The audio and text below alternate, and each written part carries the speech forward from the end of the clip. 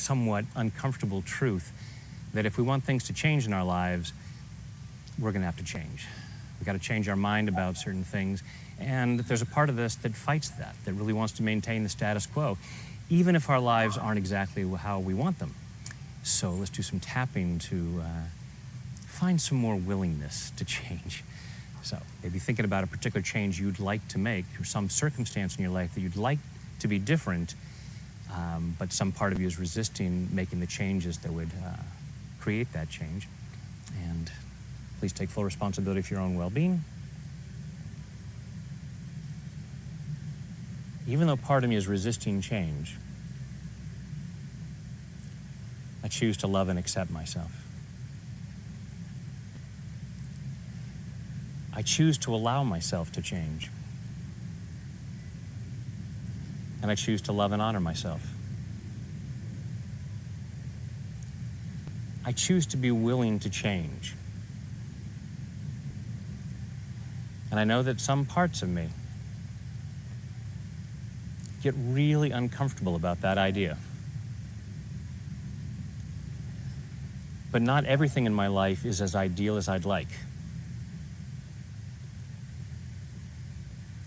And if I want things to be different, I'm going to have to make some changes. And I choose to allow myself to change. And I choose to deeply and completely love, honor, and accept myself. And maybe anyone else who might be involved in this. I'm allowing myself to change. I'm allowing myself to be willing to change. So I'm clearing the fear of change. It may not feel like panic. It may not feel like terror. It's often much more subtle than that. But part of me is afraid of change. I like knowing how things are. I like things to be familiar, including myself. I don't want to see a stranger in the mirror. So I resist making changes. And I convince myself that things are fine just the way they are. And there's nothing wrong with that. But I choose to be open to the possibility that there's some wiggle room. I could be more willing to change. I could allow some upgrades. I can make changes to my identity. And I'm clearing all the stress and fear about that. Part of me is saying, I have worked so long to create this identity. Sure, it doesn't always work perfectly for me, but it's gotten me this far. It hasn't killed me yet. So that's good enough, right? I choose to upgrade my system. Changing to me 2.0. Or maybe 3.0. Or whatever upgraded version I choose to be.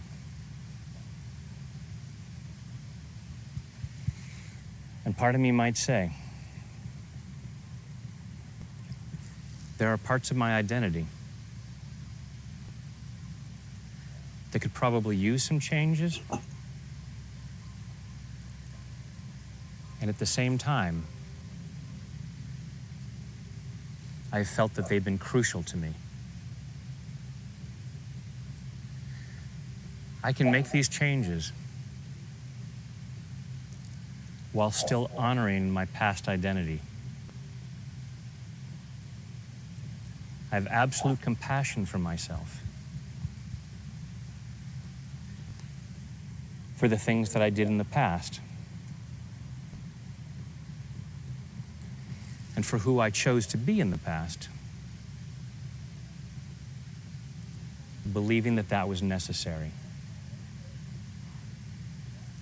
I can absolutely honor my past identities while also allowing myself to make upgrades. It might be a slight tweak, but I'm also willing to make massive changes where that would really benefit me and others. I could make massive changes in how I take care of myself. I could make massive changes in my beliefs about money. I'm allowing myself to think about those changes that would work really well for me. I'm clearing the stress, clearing the fear,